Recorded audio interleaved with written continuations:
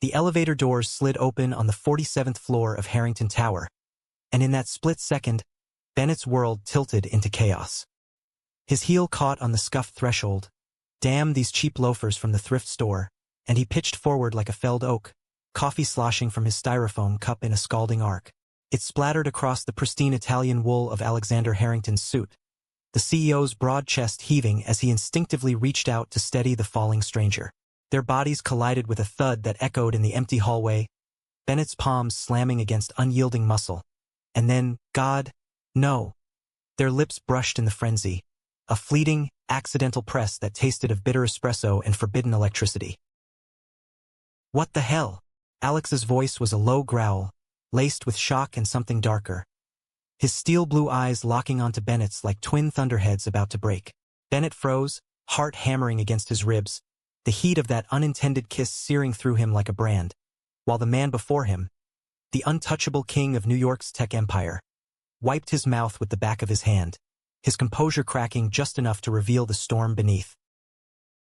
In the fluorescent hum of the corridor, time stretched thin as silk, Bennett's breath catching on the scent of Alex's cologne, sandalwood and storm, and the impossible truth that in one clumsy stumble, he'd tainted the air between them with a spark neither could ignore.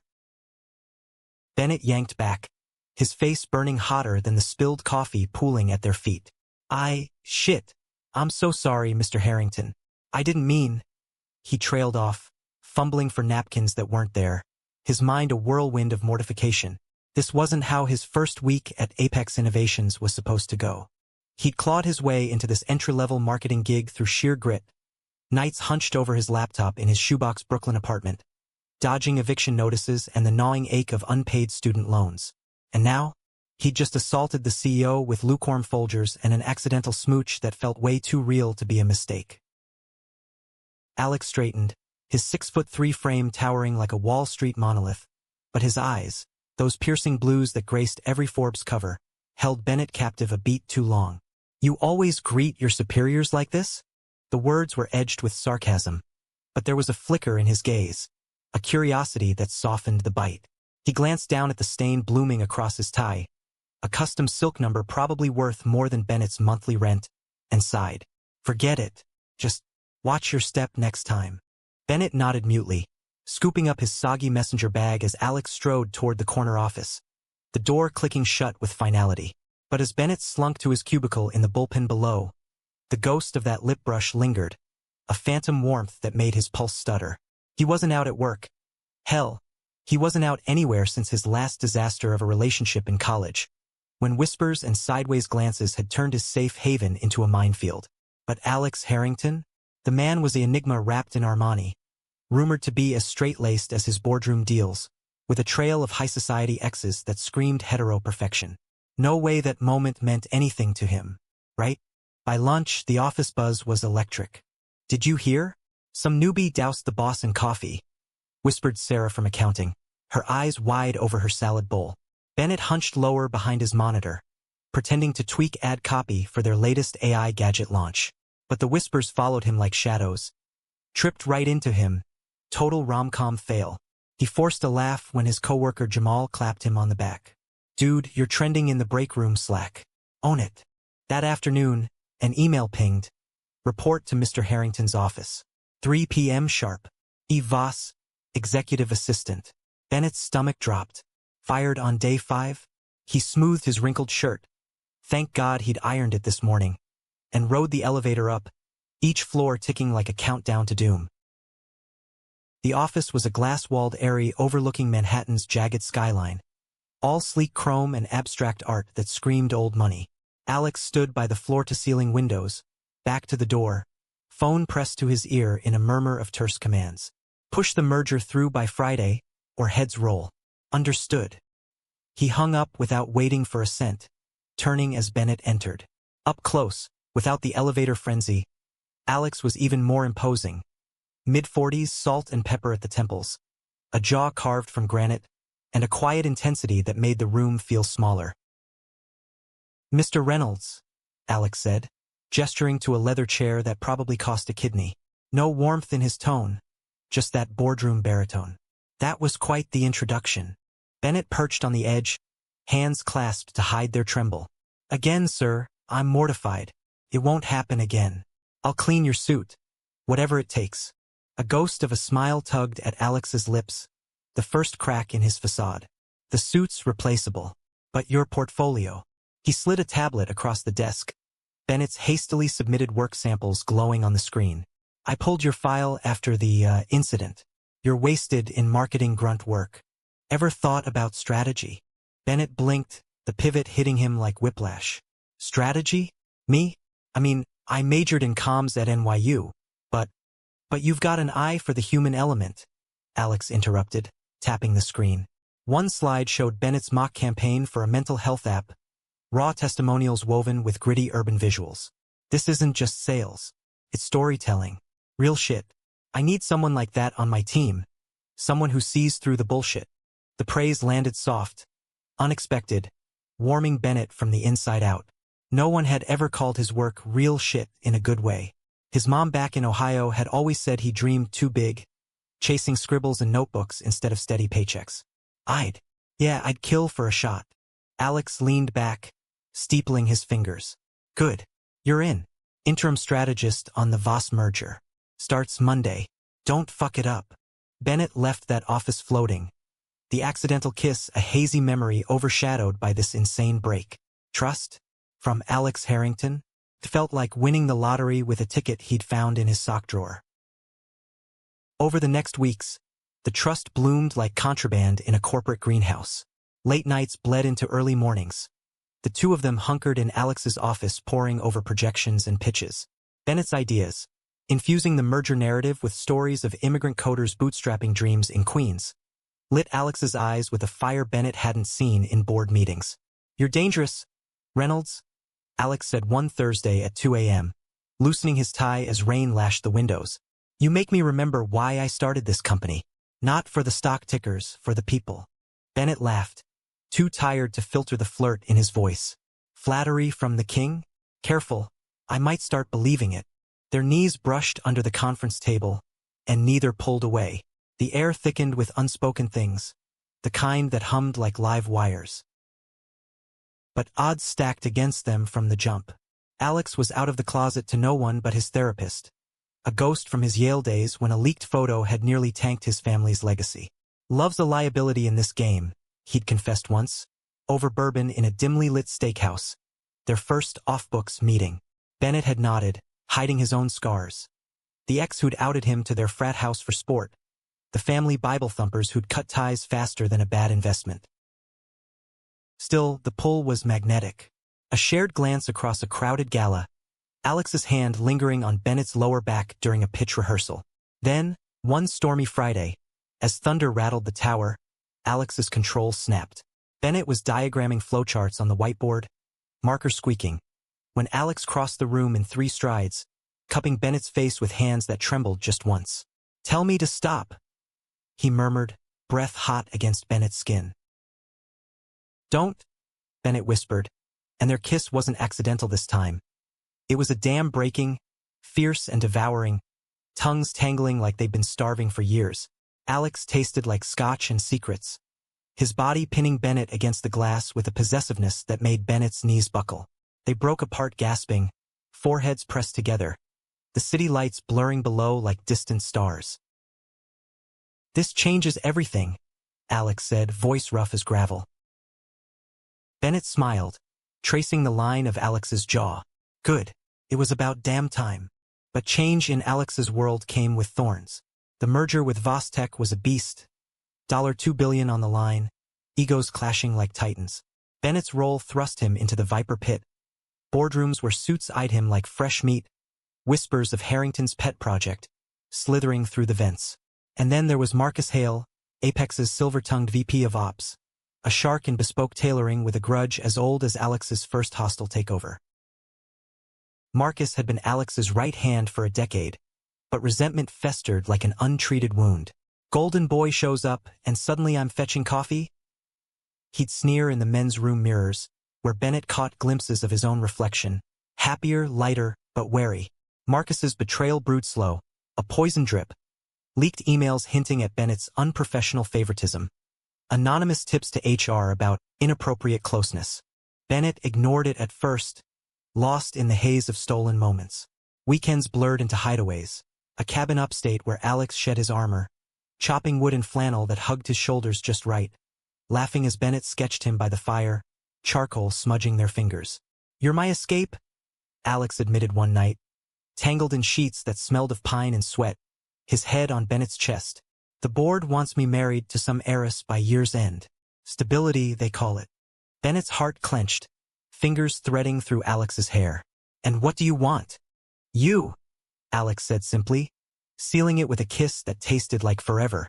But forevers in New York were fragile as spun glass. The first crack came mid-merger at a strategy summit in Chicago. Bennett presented his human-centric pitch, worker stories over spreadsheets, and the room erupted in cautious applause. Alex's pride shone like a beacon, his hand squeezing Bennett's thigh under the table, hidden but electric. Later, in their adjoining suites, celebration turned carnal. Alex pressing Bennett against the frosted shower glass, water cascading as he whispered praises that bordered on prayers. "You're brilliant. You're mine." But Marcus was there too, nursing a scotch in the hotel bar, eyes narrowing at the elevator footage he'd accidentally accessed. Grainy but damning, Alex's arm around Bennett's waist a fraction too intimate. By dawn, an encrypted file winged its way to a gossip rag. Harrington's secret affair. CEO's merger motivations questioned? The story broke Monday morning, a tabloid splash that rippled through CNBC like a tsunami. Apex CEO in steamy tryst with junior exec. Is the Voss deal a sham? Paparazzi swarmed Harrington Tower, flashes popping like gunfire. Bennett arrived to chaos. Security herding reporters, colleagues averting eyes. His inbox overflowed. Resign or be fired ultimatums from HR. Vicious memes from anonymous accounts. Alex's office was a war zone when Bennett burst in, door slamming. "Tell me you saw it." Alex paced, tie askew, face a mask of fury. "It's bullshit. Planted. But the board's calling an emergency session. They think you're a goddamn liability." "Me?" Bennett's voice cracked, betrayal sharp as shattered glass. "I've been bleeding for this, for us. And now I'm the problem." Alex stopped, reaching for him, but Bennett flinched back. "It's not you. It's them, the optics, the shareholders. I need you to lay low, just for a week." "Lay low?" The words tasted like ash. "Like I'm some dirty secret you can shelve until the storm passes?" Memories flooded. His ex's taunts. "You're too much drama. Ben, tone it down." He grabbed his jacket, storming out before the tears could fall. The week stretched into exile. Bennett holed up in Brooklyn, ignoring Alex's texts. "We can fix this." Dinner, and drowning in cheap whiskey and what-ifs. Jamal stopped by with takeout, his easy grin a lifeline. "Man, the office is a ghost town without you. And Harrington? He's a zombie, snapping at everyone like a bear with a thorn in its paw." Bennett forced a chuckle, but inside, the ache gnawed. He'd fallen hard, built castles on that trust, only for the world to torch them. A call from his mom pierced the fog. "Saw the news, honey. You okay? Remember, love's not worth the headlines." Her voice, warm with Midwestern steel, cracked his resolve. He booked a ticket home, Ohio air, cornfields, a reset. But fate, that cruel puppeteer, had other strings. At LaGuardia, boarding his flight, a hand clamped his shoulder. Alex, disheveled in a hoodie and jeans. Incognito billionaire. Eyes wild with desperation. "Don't go. Please." Bennett's throat tightened. "Why?" "So I can be your ghost, haunting the edges of your empire." Alex pulled him into a shadowed alcove, voices murmuring around them like white noise. "Because without you, it's all ash. I outed us to the board this morning. Told them the merger stands on merit, not mergers of convenience. And that if they want me gone, they can pry the company from my cold, dead hands." The words hung, a gauntlet thrown. Bennett searched those blue depths, seeing the boy who'd hidden in Yale closets, the man who'd chosen vulnerability over vaults of gold. "You did that? For me? For us?" Alex corrected, voice breaking. "I love you, Bennett. Against every odd, every boardroom shark and tabloid vulture. Marry me. Not for show, for real." Tears blurred the terminal lights, Bennett's walls crumbling like wet sand. He kissed Alex then, fierce and public. Flashes be damned. Yes, God yes. The flight never happened. Instead, they returned to the tower, hand in hand, facing the frenzy. Marcus's scheme unraveled. Traced IP to his laptop. A swift termination amid lawsuits. The merger closed with record fanfare. Bennett's story's the soul that sealed it. Months later, on a crisp autumn eve, they stood on a Hudson rooftop, vows exchanged under string lights, Jamal officiating with a grin wider than the skyline. Alex's ring glinted on Bennett's finger. Simple platinum, engraved with rivers. Our hearts? Alex murmured, pulling him close. Against all odds. Bennett leaned in, lips brushing that familiar warmth. And winning. Yet victory's afterglow couldn't erase the shadows. Marriage in their world was a tightrope. Public adoration masking private fractures. Alex's schedule devoured days. Tokyo summits, Davos schmoozes, each trip a reminder of the empire that both bound and broke them. Bennett, promoted to creative director, poured his soul into campaigns that humanized tech, apps for queer youth navigating coming-outs, platforms linking blue-collar coders to Silicon dreams. But home? Their Soho loft, once a sanctuary of laughter and lazy Sundays, echoed with silences. It started small. Alex's late returns, cologne laced with strange hotel soaps. Jet lag, he'd mutter, collapsing into bed without a touch. Bennett nodded, swallowing the doubt, but it festered. Then came the gala in L.A., Alex's arm around a venture capitalist named Theo, all chiseled charm and venture-backed smiles. The photo went viral. Harrington's new power couple? Bennett stared at his phone in the empty kitchen, coffee going cold, the knife twist of jealousy mingling with old fears. You're paranoid, Jamal said over beers at their favorite dive, neon buzzing like bad omens. Alex worships you. Remember the cabin? The man proposed with a ring he designed himself. Bennett swirled his pint, foam clinging like regrets. Yeah, and now he's got Wall Street whispering about strategic alliances. What if I'm just the heartwarming footnote? The doubt peaked on their anniversary, a quiet dinner Bennett planned at a hidden Italian spot in the village. Alex arrived an hour late, phone buzzing incessantly. Sorry, Theo had insights on the expansion. His eyes dodged, guilt flickering like a shorted bulb. Insights. Bennett's fork clattered, voice steady but laced with steel. Or alibis? Alex's face hardened, defenses snapping up. Don't start. This is my job, our life. You think I want to chase shadows when I come home to you? The word stung, a backhand wrapped in reason. Bennett stood, chair scraping. Your job? Or your escape? Because lately, it feels like I'm the one holding the fort while you play king elsewhere. He left Alex there, tab unpaid, walking the rain-slick streets until his shirt clung like a second skin. Back in Brooklyn, crashing at Jamal's to avoid the loft's ghosts, he scrolled old photos. That first elevator chaos, their upstate idol. Love wasn't linear, he knew. It was a brawl, messy and bruised. But betrayal? That was the gut punch he couldn't dodge. Morning brought clarity, sharp as shattered mugs. Bennett returned to the loft, packing a duffel.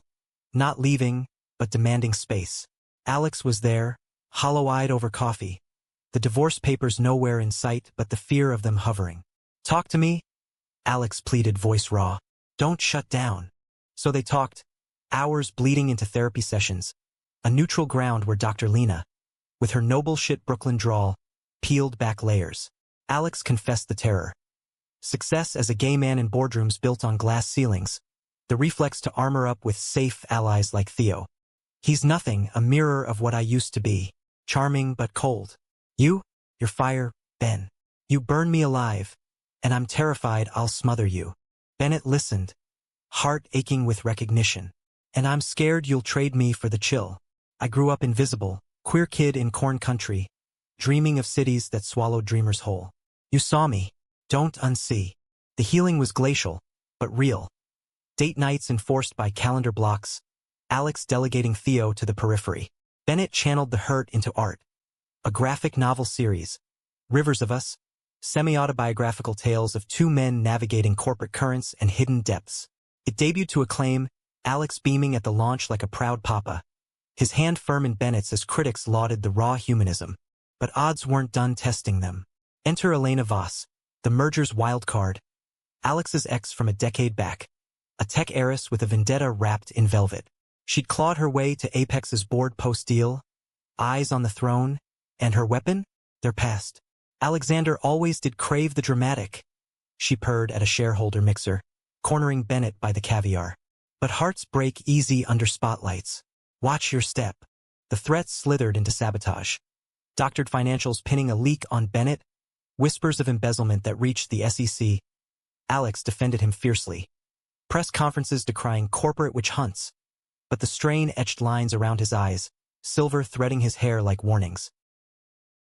Climax crashed on a sweltering July night, boardroom showdown under fluorescent glare. Elena presented her evidence, a forged email chain implicating Bennett in insider trading. He's the weak link, Alexander. Cut him loose, or we all sink. Alex rose, voice thunder. Enough. Bennett's the reason this company has a soul. Not just spreadsheets, but stories that matter. I've hidden too long, played your games. No more. He turned to the room, hand extended to Bennett in the doorway. He's my husband, my partner, and if that sinks the ship, then let it burn. Gasps rippled, Elena's face twisting like curdled milk. But the vote swung, loyalists swayed by Alex's fire, the human thread Bennett wove proving unbreakable. Elena slunk away, empire dreams in tatters. In the aftermath, they rebuilt not just trust, but transparency. Alex stepped back from the CEO helm, grooming a successor while co-founding a nonprofit with Bennett. Urban Rivers Initiative, mentoring queer entrepreneurs from the margins. Their love, once a secret spark, became a beacon. Speeches at pride rallies, op-eds on corporate closets. One dawn, as fog rolled off the East River, Bennett traced the scars on Alex's knuckles. Fights fought, walls won. Against all odds, he murmured. Alex smiled, that rare, unguarded one. And every day after, the years folded like well-worn pages, each chapter richer for the creases. By 2030, Apex had evolved under new blood, but Alex and Bennett's imprint lingered. Diversity quotas that stuck, campaigns pulsing with authenticity.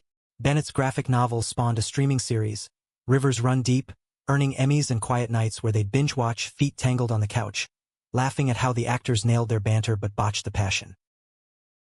Yet humanism's core, the messy, marrow-deep kind, tested them anew in subtler wars. Alex's first scare came at 52. A heart palpitation during a jog in Central Park, monitors beeping in the ER like accusatory fingers. Bennett paced the sterile hall, memories assaulting. His dad's silent coronary at 48, felled by factory fumes and unspoken grief. You're not leaving me, he whispered later, curled against Alex's four-tethered side. Not like this. Alex squeezed his hand, voice steady despite the fear. Not planning on it, River Boy. We've got too many currents left to navigate. Recovery forged rituals. Dawn yoga on the loft balcony, Alex's gruff complaints melting into shared breaths. Weekends volunteering at the initiative, where Bennett mentored a shy kid named Riley, wide-eyed, tattooed, fleeing Bible Belt echoes. Watching Alex with him, patient and fierce, reminded Bennett why they'd fought. Not for crowns, but for cradles of safety. Betrayal's echo resurfaced in unlikely form. Jamal, of all people, their rock turned ripple. Promoted to Apex's C-suite, success soured him. Envy crept, masked as tough love jabs at Alex's soft philanthropy. One boozy rooftop bash. Words spilled. You two play house while the world's on fire. Bennett, you're wasted. Should have gone indie, not chained to the king. Cut deep, fracturing their trio. Bennett confronted him over falafel in Jamal's cramped office. Hurt honed to honesty. You're family, man. But jealousy? That's the real chain. We built this together. Don't tear it down. Jamal deflated, apologies tumbling like loose change. Seeing you thrive, it highlights my stalls. Forgive a fool. They did. Mending with time brunches, brutal board game nights where Jamal's trash talk masked the glue of brotherhood. Climax revisited in Quiet by Kitsch. The initiative's gala, a glittering affair at the Met, honoring unsung queer trailblazers. Alex, keynoting, faltered mid-speech. Words slurring, hand trembling on the podium. Stroke, the ambulance wailed. Bennett rode shotgun, clutching Alex's limp fingers, bargaining with gods he'd long outgrown. Stay with me. We rewrite endings, remember? Vigil in the ICU blurred days. Machines whirring hymns, Elena, redeemed in ages softening, dropping orchids and regrets. I was wrong about you both. Love like yours? It's the real empire. Alex woke on day 5, groggy but grinning, therapy ahead but fire undimmed. Miss me? Bennett's laugh broke into sobs. Every damn second. Rehab was a gauntlet. Alex relearning his stride with a cane, Bennett his shadow, pushing, pulling, loving through the rage of lost independence. I hate this, Alex growled one rainy afternoon, tossing the walker. Needing you like this, it's emasculating. Bennett knelt, eyes level. It's human, and I need you too, your laugh, your fight. We're not odds anymore. We're anchors. The stroke stripped vanities, bearing bones. They traveled slow. Amtrak to Ohio, Bennett's mom folding Alex into hugs scented with lavender and forgiveness. You make my boy shine, she said, eyes misty. Back home, they adopted Riley at 19, his river tattoo mirroring Bennett's. A family forged in floods. Years later, at 65, Alex penned a memoir. Currents Against the Tide, ghosted by Bennett's hand, a tapestry of triumphs and tempests. Launch night, gray hair tousled, Alex raised a glass. To hearts that grow closer, not despite the odds, but because of them. Bennett, beside him, felt the pull eternal. That elevator spark, now a steady flame. In the crowd's roar, their fingers laced, a silent vow. Love, dramatic and deep, wasn't accident or conquest. It was choice, daily, defiantly human. And in that choice they endured.